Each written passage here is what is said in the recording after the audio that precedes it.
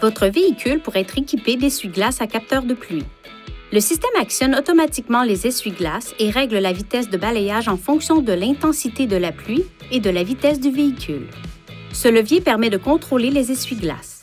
Pour activer les essuie-glaces à capteur de pluie, assurez-vous que le contacteur d'allumage est à la position ON, puis abaissez le levier à la position Auto.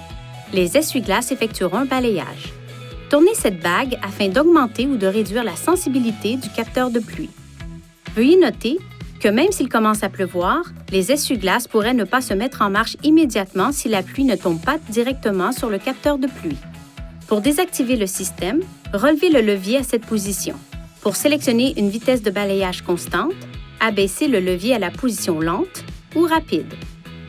Par temps bruineux ou de pluie légère, relevez le levier jusqu'à la position bruine pour un balayage simple des essuie-glaces.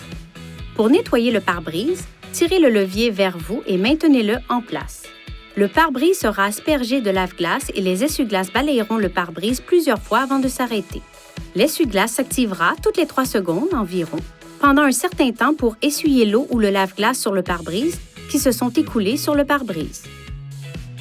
Pour faire fonctionner l'essuie-glace arrière à une cadence variable programmée, tournez la molette à l'extrémité du levier à intermittent. Pour un fonctionnement continu, tournez la molette à marche.